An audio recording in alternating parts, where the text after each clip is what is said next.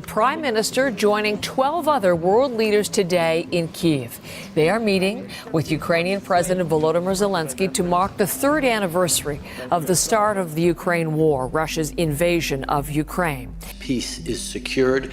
Canada stands at the ready to work with our partners around the world to provide Ukraine the security it needs for the peace to last. As you're reporting, Chris, to us, Spain has also announced a new aid package, €1 billion from Spain to Ukraine at this time as the war begins a fourth year. So obviously we're going to hear this kind of pledge from the leaders who are in Kyiv today. Why is this moment so crucial? It almost feels, being here, something like a reality check. Donald Trump has controlled the agenda over the last 2 weeks, saying things that, frankly, sound incredibly wrong and foreign, not just to Ukrainians, but also many in Europe. I can tell you we were out talking to war veterans, injured war veterans, all day yesterday, Heather, and many of them were aghast at the U.S. position.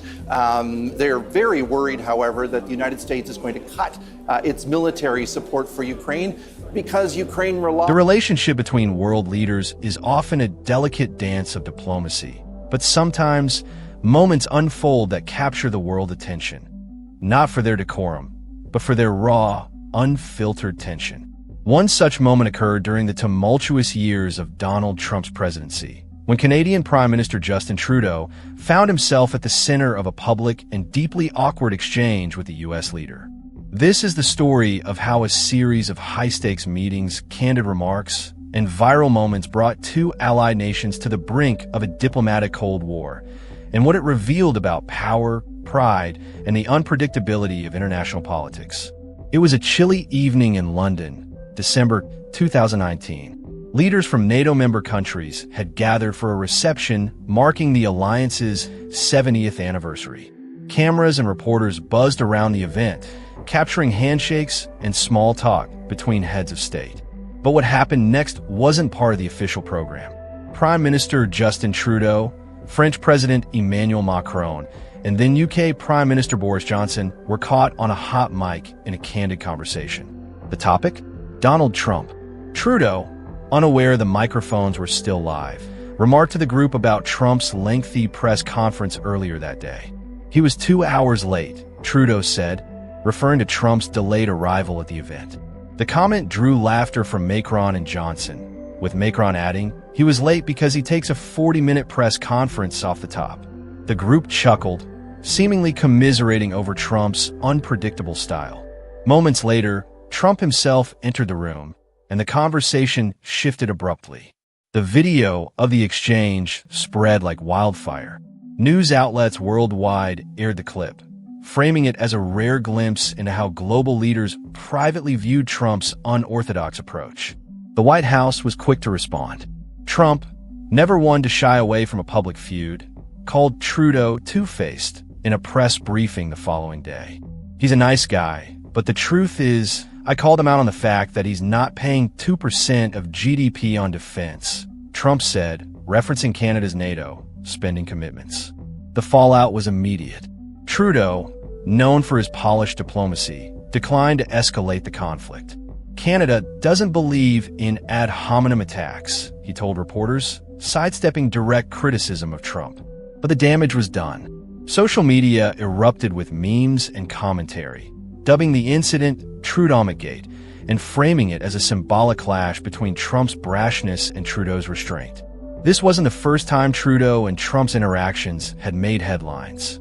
Their relationship had been strained since Trump's 2016 election, with policy disagreements over trade, climate change, and global alliances frequently spilling into public view. One of the most contentious issues was the renegotiation of NAFTA, the North American Free Trade Agreement, which Trump had lambasted as the worst deal ever.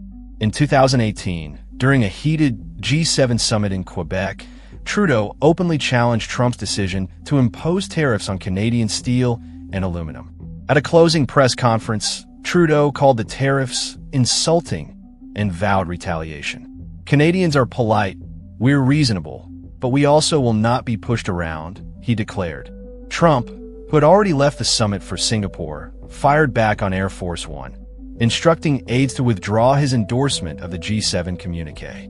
In a tweet, he accused Trudeau of making false statements and said it would be a costly mistake for Canada. The feud threatened to derail months of negotiations on what would become the USMCA, United States-Mexico-Canada Agreement. Behind the scenes, Trudeau's team worked tirelessly to salvage the deal, even as Trump publicly mocked Canada's dairy industry and threatened to abandon negotiations entirely. The agreement was finally signed in November 2018, but the scars of the process lingered. Fast forward to June 2020, amid the COVID-19 pandemic, another flashpoint emerged. Trump announced plans to impose a 10% tariff on Canadian aluminum, reigniting trade tensions. Trudeau's response was measured but firm. At a press conference outside his Ottawa residence, he emphasized Canada's role as a reliable supplier to the U.S. and warned of reciprocal tariffs.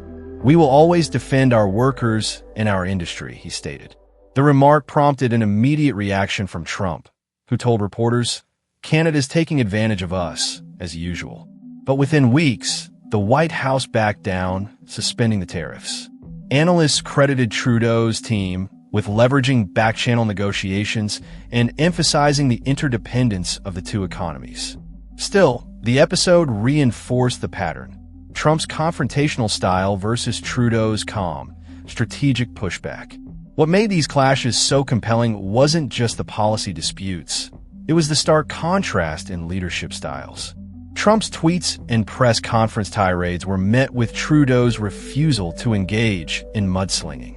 During a 2017 press conference in Ottawa, Trump praised Trudeau as a good man, only to undercut him moments later by criticizing Canada's trade surplus with the U.S. Trudeau, standing beside him, smiled politely, and reiterated the importance of the bilateral relationship. The dynamic reached its peak in 2020, after the killing of George Floyd sparked global protests against racial injustice.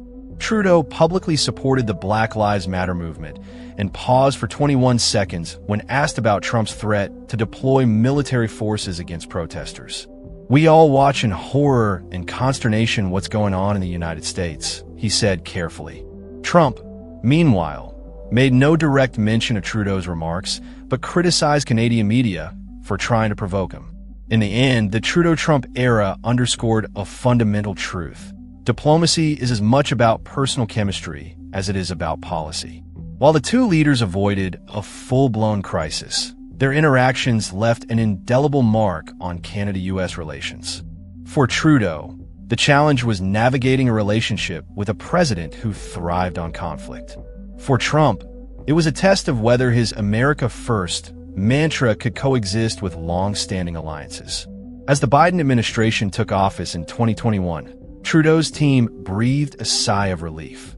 The public spats and viral moments faded, but the lessons remained. In an era where a hot mic or a tweet could upend diplomacy, the world had witnessed a masterclass in navigating unpredictability and the high cost of pride on the global stage.